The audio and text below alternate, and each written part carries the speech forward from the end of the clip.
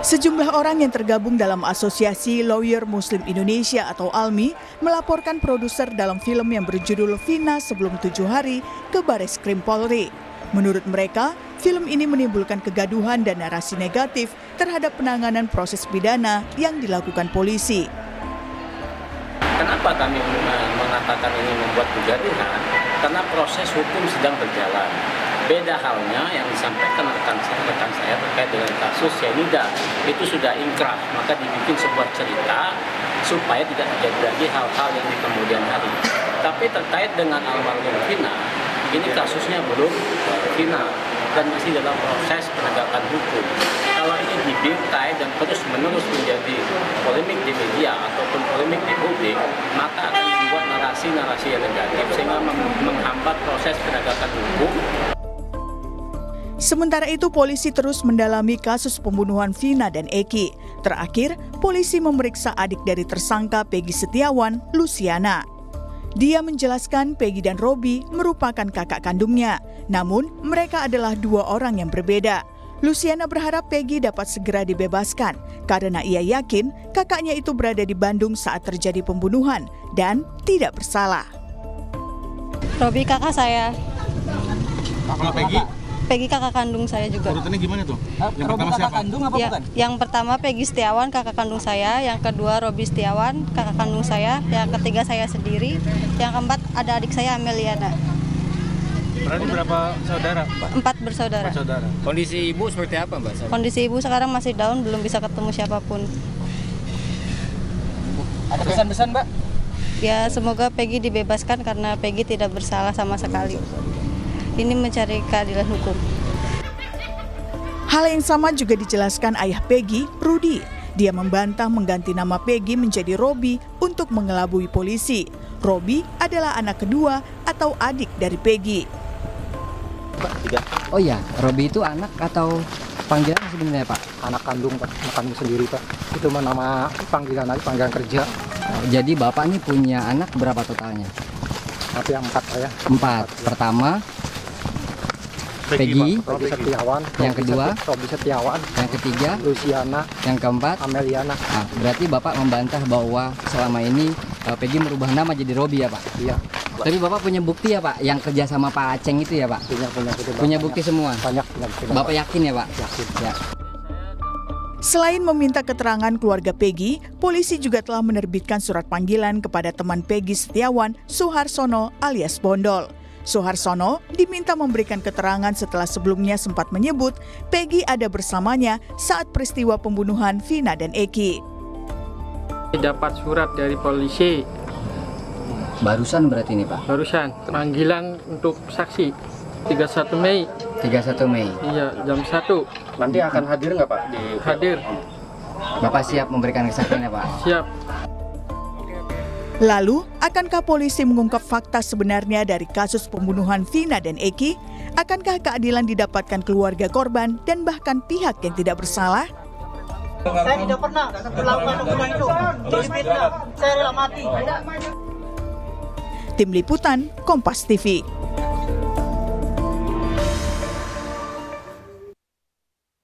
Penyelidikan kasus pembunuhan Vina dan Eki terus berlanjut. Kejaksaan Tinggi Jawa Barat telah menerima surat pemberitahuan dimulainya penyidikan atau SPDP untuk tersangka Peggy. Tidak hanya itu, polisi juga memeriksa keluarga Peggy Setiawan. Akan seperti apa kelanjutan dari kasus ini? Kita bahas bersama kuasa hukum Peggy Setiawan. Sudah ada Pak Yudhya Alamsyah, kemudian ada pakar hukum pidana dari Universitas Jenderal Sudirman melalui sambungan Zoom. Prof. Hipnu Nugroho, dan juga ada anggota Kompolnas Yusuf Warshim yang akan bergabung nanti kemudian. Saya ke kuasa hukum dari Peggy Setiawan dulu. Selamat pagi Pak Yudhya. Selamat pagi Mbak. Ya Pak Yudhya, ini kan kalau kita lihat ya, kemarin adik Peggy yang bernama Luciana ini kemudian diperiksa polisi selama 4 jam. Apa saja yang kemudian ditanyakan polisi, termasuk juga perihal nama Peggy dan juga Robi yang disebut oleh Luciana memang orang yang berbeda, adik kakak. Iya betul Mbak, kemarin itu ya sekitar kurang lebih 4 jam lah kita mendampingi Luciana, adik dari Peggy Setiawan, ini untuk memenuhi panggilan dari Polda Jabar. Ya walaupun pemeriksaan dilakukan di Polres Cirebon Kota. Nah, di sini pemeriksaan Luciana ini terkait dengan adanya hubungan keluarga antara Luciana dengan Peggy Setiawan. Emang salah satu yang dipertanyakan itu apa ada hubungan tidak antara Peggy Setiawan dengan Robi. Nah, ini secara keluarga ini Robi Setiawan itu merupakan adik dari Peggy Setiawan. Oke, kakak beradik. Yang sama bekerja juga di Bandung. Tuh, makanya kemarin kan agak beredar juga pernyataan dari Polda Jabar bahwa Peggy ini memiliki nama lain yaitu Robi. Nah, pada faktanya ini Robi adalah adik dari Peggy. Dua orang yang berbeda. Dua orang berbeda, akan tetapi antara Robi dengan Peggy ini mempunyai hubungan keluarga lah, yaitu kakak adik kandung, dan sama-sama bekerja di Bandung juga. Jadi kalau ada proyek, ada apa, pembangunan rumah ataupun apapun, sering bersama-sama. Jadi Robi dan Peggy ini sering bersama-sama dalam hal pekerjaan begitu, pekerja bangunan begitu di Bandung juga. Nah, ada nggak kemudian kuasa hukum juga nantinya akan menyertakan keterangan dari Robi begitu? Robi juga nanti akan diperiksa, termasuk juga menyerahkan kartu keluarga. Karena kan kalau kita lihat nih Pak, ini kan yang kemudian membingungkan kita semua adalah di konversi yang lalu Peggy sempat menjawab jika Robi adalah nama gaulnya. Iya, makanya ini kan kadang dari orang tuanya memperkenalkan anaknya. Tuh, makanya kalau kadang kesebutnya Robi, kadang kesebut Peggy. Nah, makanya kita klarifikasi di sini, kalaupun emang dua nama ini emang antara Peggy dan Robi itu dua orang yang berbeda, tapi memiliki hubungan keluarga lah, kakak beradik. Jadi tidak ada namanya ganti identitas, dua orang yang berbeda. Ini tetap Robi juga orang tersendiri, Peggy juga ya tetap tidak mengganti identitas. Oke, tapi begini Pak, di konvers beberapa hari yang lalu pada saat kita melihat bersama-sama, jurnalis Kompas TV sempat menanyakan kenapa kemudian Peggy ini sempat ganti nama menjadi Robi. Kemudian Peggy menjawab, enggak, itu nama gaul saya. Respon Anda? Iya, ya kadang Peggy juga di lingkungan masyarakat di Bandung juga kadang suka ketuker itu Peggy sama Robi. Tuh, makanya ini muncul nama Robi ini kan ya padahal ini sama-sama keluarga. Alasannya apa kemudian berganti nama disebutkan Peggy kalau misalkan Robi itu nama gaul untuk mengelabui begitu dari kejaran polisi? Tidak. Ya kalaupun memang untuk mengelabui, kenapa harus pakai nama Robi? Karena Robi itu kan nama adiknya. Jadi tidak ada untuk mengelabui ataupun mengganti identitas. Makanya kemarin dipertegas pada saat pemeriksaan Luciana juga bahwa ada salah satu poin pertanyaan itu yang dipertegas. Itu apakah pernah ganti nama, apakah ada alias, ada ganti identitas ya dengan nama Robi. Tapi keluarga siap untuk nanti jika polisi kemudian memanggil adik dari Peggy yang bernama Robi ini, termasuk juga menyertakan kartu keluarga misalkan untuk biar lebih valid begitu? Siap. Karena kemarin juga sudah disebut dari rangkaian keluarga, hubungan keluarga. Apabila nanti dari pihak kepolisian, dari pihak penyidik memanggil Robi Setiawan pun ya kami siap menghadirkannya. Oke. Saya ke Prof. Ibnu. Prof. Ibnu, bagaimana respon Anda ini soal mungkin bagi publik agak sedikit membingungkan begitu, termasuk juga saya, Robi, Peggy, dan respon Anda seperti apa, Prof? Ya, begini Pak, memang ini kan perkara terlalu lama ya, 8 tahun ya. Oleh karena itu istilah-istilah nama, kemudian kekuatan ingatan, ya apalagi masih remaja pada waktu itu, bisa jadi seperti itu. Tapi dalam kita sebagai orang Indonesia, data kependudukan kan jelas. Nanti kita bisa lihat, Pak Lurahnya bagaimana bisa menjelaskan, Pak RT-nya bagaimana, kakaknya bagaimana. Betul. Ini kan tanda petik sudah dewasa. Jadi kalau terhadap Peggy, Robi, kemudian nama-nama lain, saya kira itu biar berkembang. Penyidik berdasarkan pada dokumen yang sah bahwa sebetulnya siapa saja Peggy, siapa Robi. Ini yang jelas. Oleh karena itu jangan sampai terkecoh. Kalau terkecoh nggak bisa, akan mensulit nanti. Ini yang menjadikan suatu problem tersendiri. Jadi dokumen-dokumen kependudukan, kemudian dokumen-dokumen penyidikan 8 tahun yang lalu, kemudian keterangan-keterangan terdakwa atau terpidana yang sudah diperiksa, itu saya kira memberikan suatu ingatan yang jelas ya kepada bahwa sebetulnya apakah ini R, apakah P, kan gitu. Apakah ini keliru, kan gitu. Itu yang saya kira kejelian dari penegak hukum. Karena ini juga jangan sampai terjadi error in persona. Jangan-jangan bukan P, ini R, kan gitu loh. Nah, data-data itu selain terkait dengan data dokumen yang sah kewarganegaraan, mungkin perlu DNA, kan begitu, Pak. Jangan sampai ini bukan P anaknya A, kan juga. Ini yang kesulitan kalau kita suatu perkara itu terlalu lama, gitu, Mbak. Jadi menurut Anda perlu juga tes DNA? Ya, kalau memang itu nanti orang tuanya bukan anaknya dan sebagainya, saudara kandungnya apa tidak, akan perlu juga. Karena ini sudah 8 tahun, makanya dalam pembuktian ini saya kira tidak hanya pembuktian saksi-saksi, keluarga, teman dekat, tapi dengan scientific crime investigation. Jangan sampai terjadi keliru. Ini saya katakan sebagai reputasi Polda Jabar untuk menentukan bahwa pelakunya itu betul A atau B, gitu Pak. Jadi tidak hanya pengakuan katanya begitu ya, tapi juga perlu scientific crime investigation juga ya di sini ya, yang kemudian harus benar-benar penyidik tampaknya harus cermat betul begitu karena ini jadi atensi publik. Nah, Pak Yudya ini kan kalau kita lihat pada konvers beberapa waktu yang lalu, Peggy sempat mengatakan saya bukan pembunuhnya, saya rela mati, itu fitnah.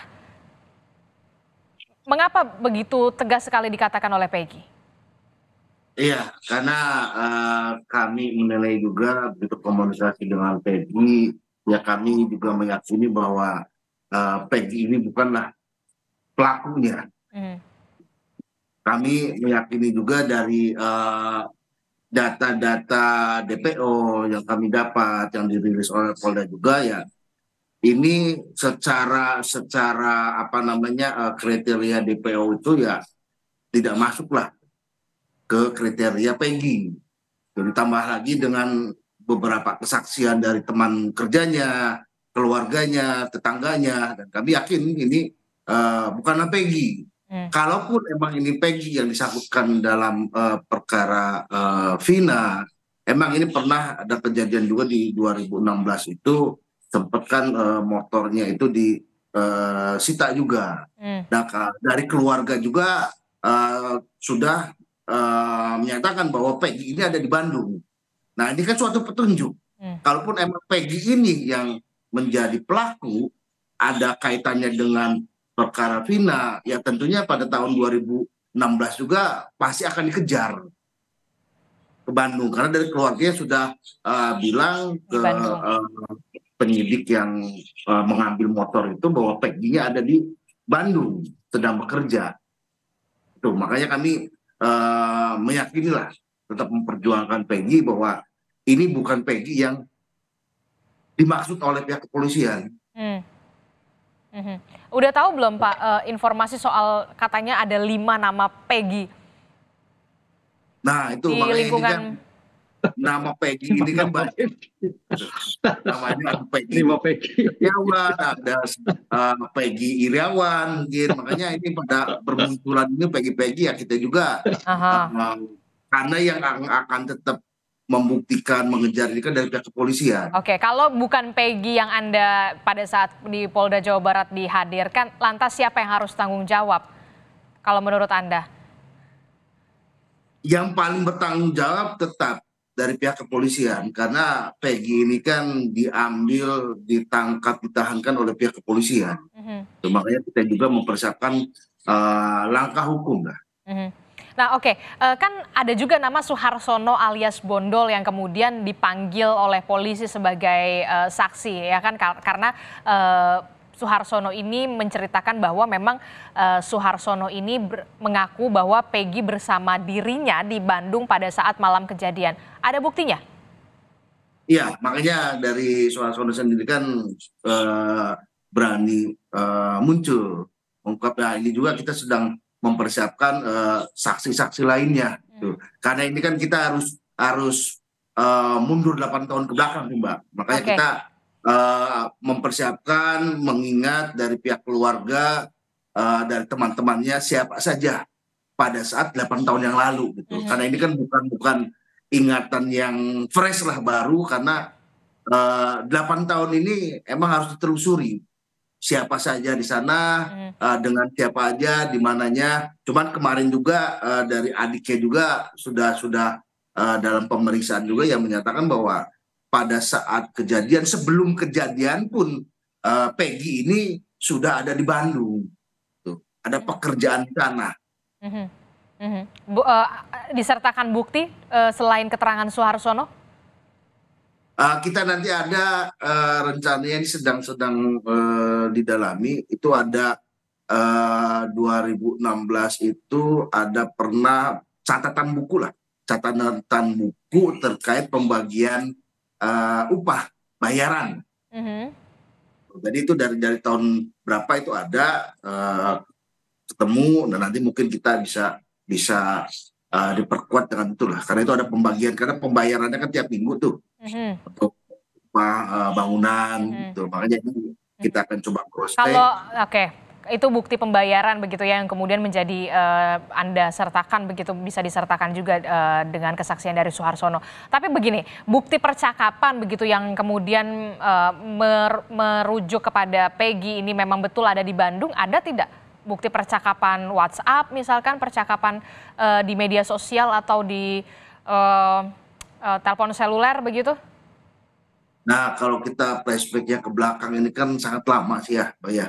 Kalaupun WhatsApp ini mungkin tenggang waktu 8 tahun itu ya mungkin sudah pada kehapus. Makanya kita mencari pembuktian yang kira-kira mengarahkan pada tanggal tersebut, bulan tersebut. Ini posisi Peggy itu sudah ada di Bandung, tidak ada di Cirebon atau di TKP.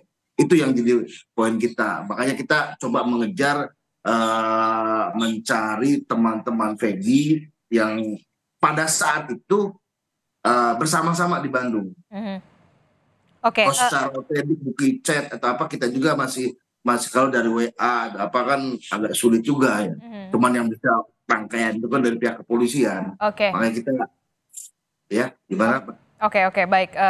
Saya ke Prof Hipnu. Prof Hipnu, ini kan kalau kita lihat kan Peggy ini sudah dicari selama 8 tahun lamanya, dan baru 2024 berhasil ditangkap begitu oleh pihak kepolisian. Nah, ada tidak potensi ada obstruction of justice di sini, pihak-pihak yang kemudian melakukan perintangan sampai akhirnya 8 tahun ini Peggy baru bisa ditangkap kemarin?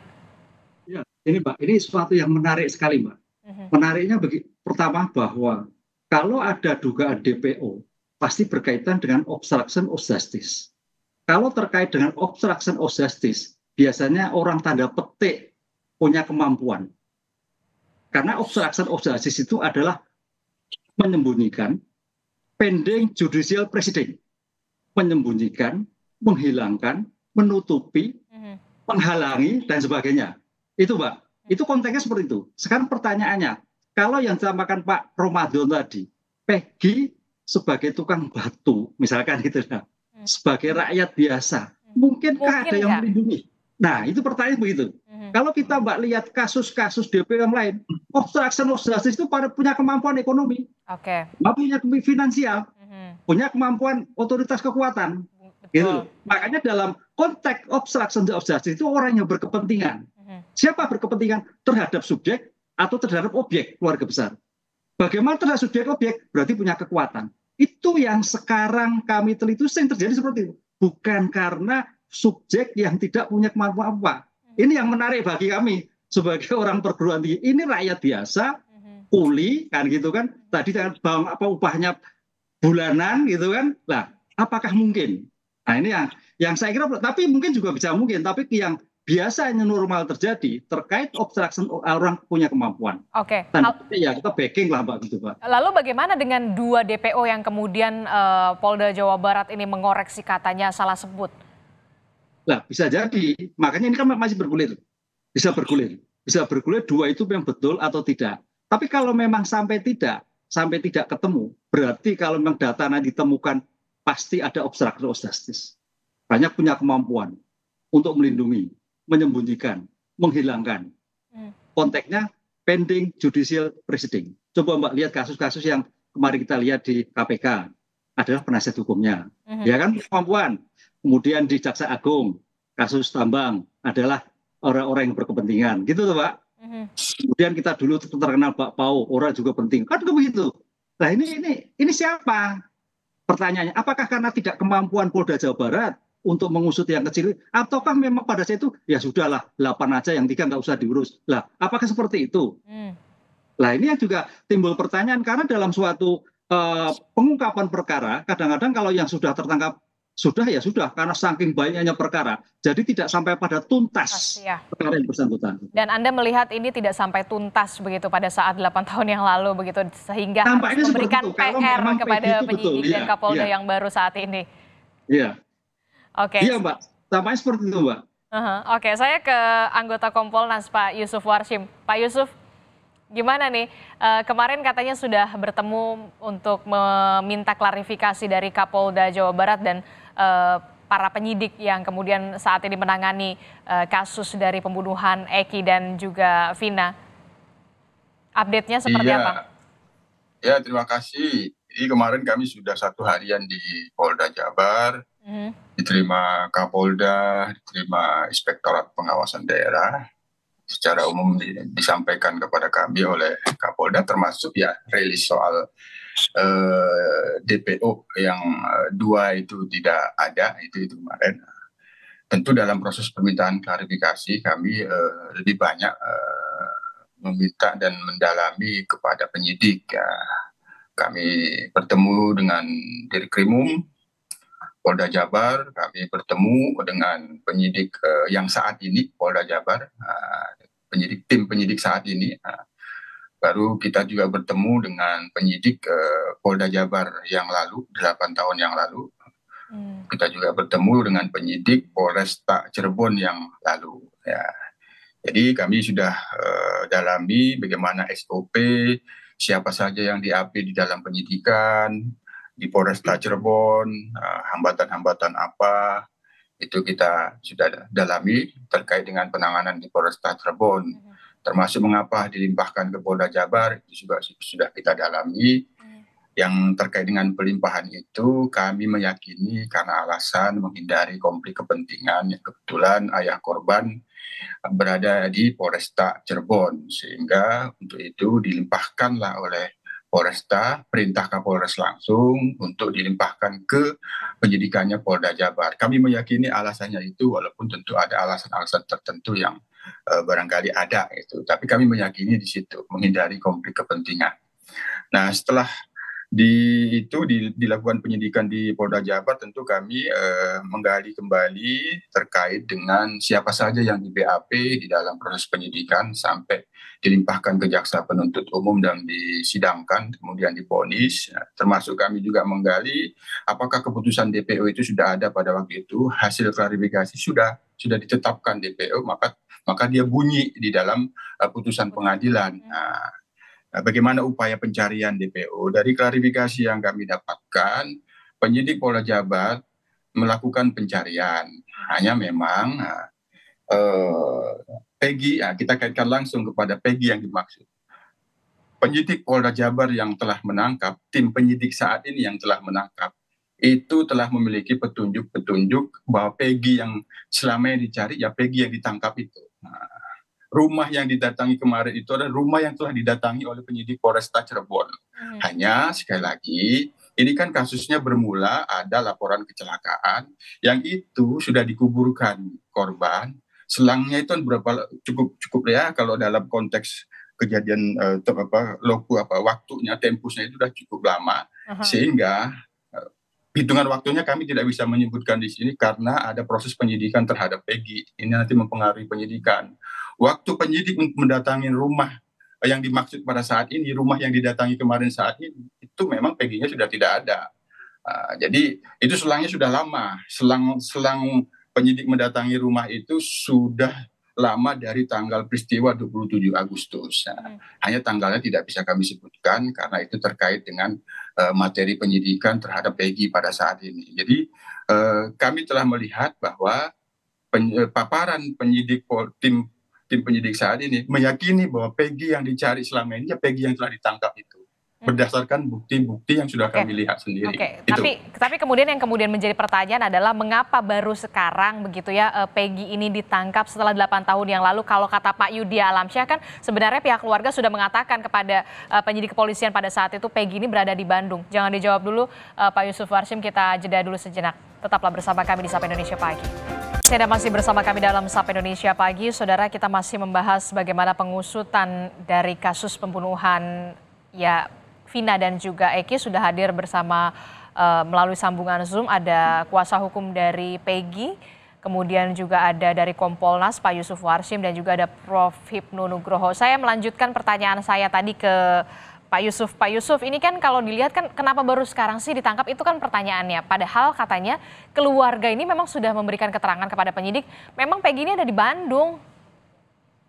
Ya, soal di Bandung itu bisa dipahami itu alibi, yang itu siapapun yang ketika dituduhkan ya pasti punya alibi, dan kami tentu mendorong penyidik yang saat ini untuk bisa mematahkan alibi itu dengan kesaksian yang lebih kuat. Nah, terkait dengan mengapa pencarian itu dilakukan hanya tidak optimal, itu saja, tidak maksimal. Mengapa tidak optimal? Pertama, petunjuk-petunjuk oleh penyidik sebelumnya itu tidak diyakini, tidak diyakini betul. Nah, yang kedua, fokus pencariannya kan karena juga penyidik ini juga ada tumpukan perkara lain, jadi terkadang-kadang terpotong dengan tumpukan perkara lain, ya keterbatasan sumber daya manusia juga kan, sehingga terpotong masa pencariannya kan, itu kan harus waktu dan fokusnya itu terpotong sehingga menjadi tidak maksimal. Jadi kami menyimpulkan ya pencarian pada waktu itu untuk mendapatkan petunjuk-petunjuk yang lebih kuat di mana keberadaan Peggy yang telah ditangkap pada saat ini itu tidak benar-benar kuat dan tidak diyakini betul. Nah, kemarin mengapa ditangkap? Kami harus akui memang karena sudah viral. Nah, jadi semua energi dikerahkan loh, sudah viral, sudah menjadi perhatian publik. Polri harus responsif.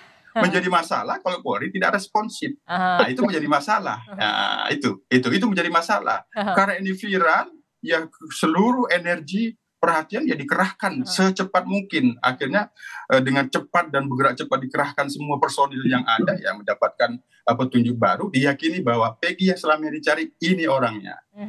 Jadi Anda mengatakan bahwa memang ya karena viral begitu ya kan? Ya harus diakui. Ya itu harus diakui karena viral, kemudian atensi publik begitu besar, begitu kasus ini kemudian mencuat lagi. Mungkin tadinya berkasnya ada di paling bawah begitu ya, terlupakan, baru dicek lagi, dibuka lagi begitu ya setelah 8 tahun, Pak Yusuf. Termasuk juga ada tadi saya menanyakan soal potensi obstruction of justice, kemudian tadi juga sudah dijawab oleh Prof. Hipnu, karena ini 8 tahun. Anda melihatnya adakah keterangan dari pihak kepolisian soal ini? Terkait dengan obstruction of justice, dugaan obstruction of justice itu kami lihat ada, karena itu juga ada dalam fakta persidangan di dalam pembuktian.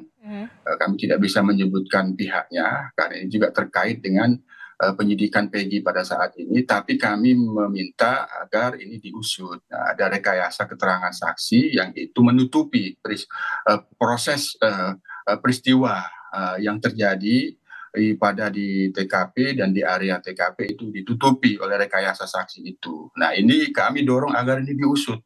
Kami juga mengingatkan tentu dalam penyidikan ini siapapun pihak-pihak apabila mengalami mendengar dan melihat itu tidak memiliki rekayasa apapun, termasuk di dalam keterangan memberikan alibi, karena itu bisa berpotensi obstruction of justice. Nah, ini kami dorong untuk diusut, tapi kami tidak bisa mendetailkan karena ini terkait dengan materi penyidikan yang sedang berlangsung terhadap Peggy pada saat ini. Oke, saya hargai itu Pak Yusuf. Tapi kemudian Prof. Ibnu mengatakan kalau ada obstruction of justice biasanya kan yang punya kuasa, yang punya kewenangan.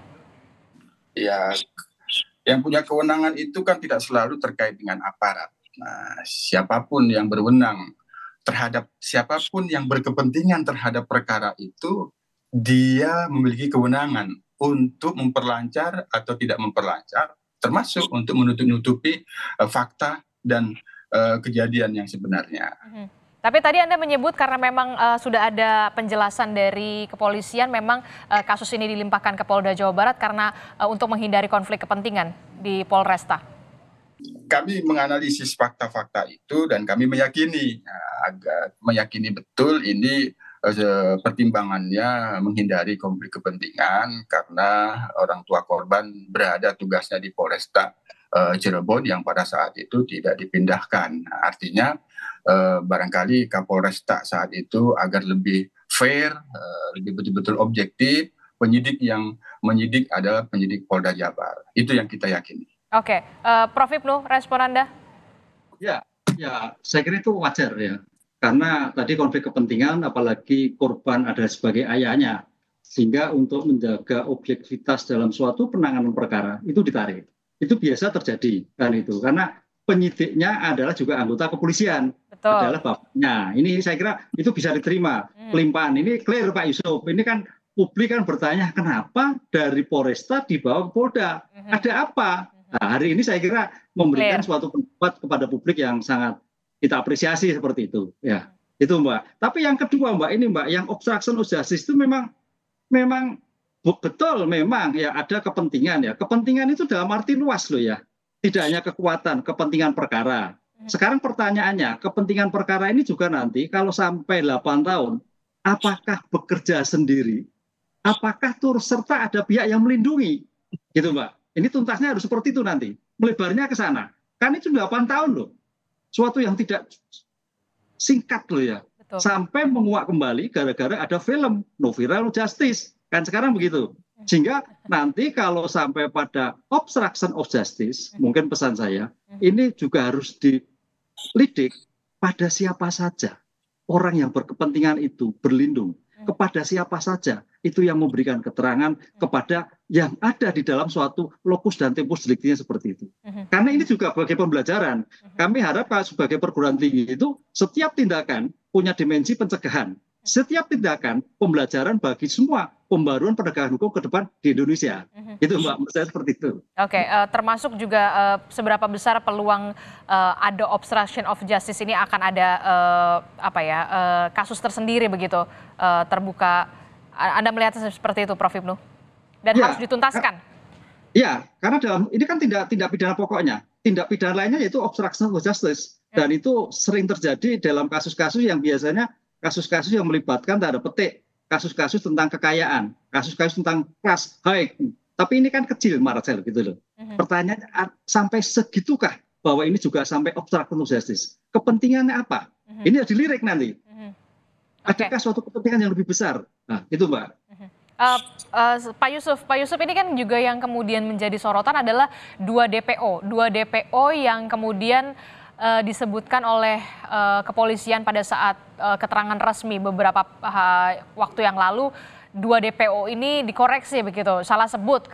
Jadi ini gimana sebenarnya? Sudah ada klarifikasinya dari kepolisian?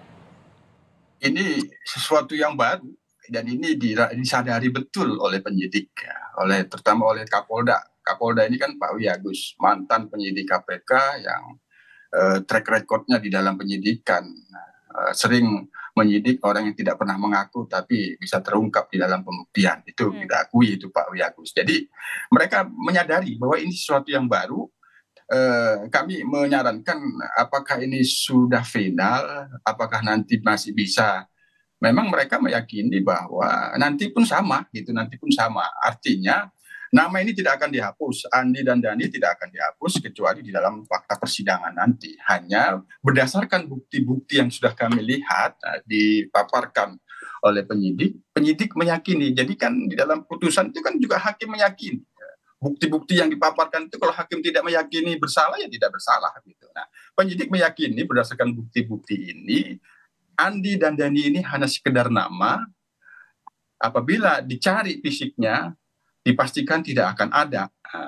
Jadi ini ya, tapi kami bersaran untuk terus memperkuat pembuktian scientific crime investigation, memastikan keberadaan secara fisik ada orangnya Andi dan Dani atau tidak. Yang kedua, karena ini kami masih menganalisis secara komprehensif, akan kami rekomendasikan untuk finalnya kami tetap mencatat ini sementara, finalnya perlu juga dimintakan keterangan ahli. Itu. Keterangan ahli dalam hal ini juga perlu nggak sih sampai ada lie detector? Ya, kami juga mempertimbangkan, tapi kepada siapa lie detector tidak bisa kami sebut karena sedang proses penyidikan terhadap Peggy. Kami menyarankan juga digunakan lie detector. Oke, salah satunya itu ya, karena memang harus ada teknologi yang jangan sampai polisi harus lebih pintar dibandingkan dengan pelaku kriminal ya begitu ya. Rekomendasi apa lagi yang kemudian diberikan oleh Kompolnas setelah pertemuan kemarin, Pak Yusuf, selain juga menghadirkan ahli? Ya, kami tentu kaitannya dengan akuntabilitas dalam penanganan perkara, karena ada sesuatu dalam proses penyidikan itu yang sebelumnya kan kecelakaan dianggapnya, dilaporkannya, sehingga dengan cepat korban dikuburkan. Proses penguburan korban itu sebagian ya merusak barang bukti ya, merusak barang bukti, termasuk barang bukti sperma yang ada di tubuh korban itu memang dari segi waktunya secara saintifik sudah tidak mungkin bisa dilakukan tes DNA karena waktunya sudah dilewati. Jadi itu. Nah, ini tentu proses menyimpulkan laka lantas di Polsek yang bukan di wilayah Polresta Cirebon itu, yang kemudian dibuat laporan itu termasuk penangkapannya, kami menyarankan untuk dilakukan audit agar ada pertanggungjawaban, ada akuntabilitas bahwa proses awalnya ini memang benar-benar sesuai dengan SOP yang berlaku di dalam penyidikan tindak pidana, termasuk bagaimana menyimpulkan laka lantas di Polsek itu. Memang betul harus ada audit dari hulunya, jangan sampai tetap harus ada pertanggungjawaban sampai 8 tahun ini berlalu dan baru mencuat sekarang, begitu ya Pak Yusuf ya. Terakhir saya ke Pak Yudia. Pak Yudia, ini informasinya kan Peggy ini akan mengajukan pra-peradilan, update-nya seperti apa, dan saat ini hari ini siapa lagi yang akan diperiksa dari pihak Peggy dan juga keluarga Peggy? Ya, sampai hari ini kita belum menerima panggilan ke pihak keluarga lain lah. Sampai hari ini belum ada pemeriksaan ataupun panggilan dari pihak penyidik. Baru kemarin saja dari adiknya, Luciana. Termasuk nanti kalau Robi dipanggil juga berarti siap ya? Siap. Kami akan hadirkan lah, kalaupun memang itu diperlukan. Untuk pengajuan pra-peradilan gimana nih, Pak Yudia? Gimana, Mak? Pra-peradilan. Oh, pra-peradilan, iya. Pra-peradilan juga, ya kita juga kan tidak mau asal-asalan, karena ini permasalahan yang sangat viral, rumit juga. Kita harus tetap berhati-hati lah, karena di sini kita peradilan juga kan suatu institusi lah, karena tenggang waktunya juga sangat panjang, tenggang waktu perkara 2016 sampai dengan sekarang. Makanya ini tadi berbicara syarat kepentingan, ya kami menilainya syarat kepentingan, apalagi ini dalam putusan pengadilan saja kan sudah disebutkan 3 DPO. Nah, sekarang kepentingannya siapa ini? Sampai dengan DPO 3 ini menjadi 1. Ini beban berat yang diberikan penyidik kepada Peggy. Karena secara hukum putusan perkara ini sudah ada putusan yang ingkrah. Dan 3 DPO ini masuk dalam putusan. Inilah yang harus ditindaklanjuti oleh pihak kepolisian. Kalaupun ini ada rangkaian kebohongan dari awal yang menyebutkan 2 DPO-nya ini asal-asalan ataupun tidak ada orangnya ataupun alibi apapun. Nah, ini yang harus bertanggung jawab siapa? Karena pada awal penyidikan ini pasti yang melakukan penyidikan kepolisian. Kepolisian bahkan kejaksaan disidangkan di pengadilan sampai rangkaian kebohongan itu menjadi produk hukum. Nah, ini siapa yang harus bertanggung jawab? Makanya kami juga mempersiapkan pra peradilan ini ya, kita harus hati-hati, harus jeli apa saja yang harus kita masukkan. Makanya ini kan masih ada tenggang waktu lah. Kami juga fokuskan biar pra peradilan ini benar-benar kita ungkap faktanya seperti apa. Oke, termasuk juga berarti sudah mengajukan pra peradilan atau dalam proses? Masih dalam proses? Masih dalam proses, diajukan belum, kita masih menyusun, mendalami, tuh. Mudah-mudahan sih secepatnya lah kita ajukan. Pekan depan atau pekan ini? Insya Allah tepatnya kita ajukan. Termasuk juga tim kuasa hukum dari Peggy tentunya harus menyiapkan secara matang betul bukti-bukti yang kemudian nanti akan dibuktikan di persidangan bahwa klien Anda tidak bersalah. Betul, karena kita yang menjadi suatu kendala juga ini kan tenggang waktu perkara ini kan lama juga 8 tahun. Maka kita menggali kronologisnya, bukti yang bisa kita ajukan, kita cari saksi-saksi juga kita perdalam, biar kita lebih tidak asal lah lakukan gugatan pra peradilan. Oke, terakhir Prof. Hipnu, bagaimana supaya benar-benar secara terang benderang kasus ini memang nantinya benar-benar tuntas begitu sampai ke persidangan? Jadi pertama dalam pengungkapan Peggy ini betul-betul dengan scientific crime investigation. Itu satu. Jadi jangan sampai tadi Pak Sahri mengatakan ada Peggy 1, Peggy 2, Peggy 3. Usut KTP, KK, sekolah SD, TK, SMP. Paling tidak kan mungkin sudah SMP. Kan jelas itu, fotonya kan jelas ada semua. Sehingga jangan sampai terjadi mistak, kesesatan. Yang kedua, terkait dengan DPO. Ini menarik ini, DPO. Karena gini Mbak, dalam suatu penulisan BAP atau penulisan putusan, ketika menyebut orang, itu identifikasi harus ada. Nggak bisa Yusuf siapa? Oh Yusuf Kompolnas ABC. Enggak. Kok Yusuf ini saya kira pada waktu itu ya, ketika flashback ke 8 tahun yang lalu, ketidakcermatan dalam menuntaskan identifikasi subjek-subjek yang tersebut di dalamnya. Sehingga sampai sekarang, Andi itu siapa lagi? Ini akan menjadikan suatu problem ke depan. Nah, ini pengalaman juga bagi para penegak hukum lain. Ketika menyebut orang, identitasnya jelas, alamat di mana, jelas dan sebagainya. Jangan sampai menyebut orang tanpa identitas. Ya, kalau nggak ada masalah, ini kan DPO. Jangan sampai menyesatkan ya. Menyesatkan ini. Berarti sejak awal memang ada suatu keliruan dalam penuntasan berita-berita acara, dokumen-dokumen yang tidak cermat. Gitu.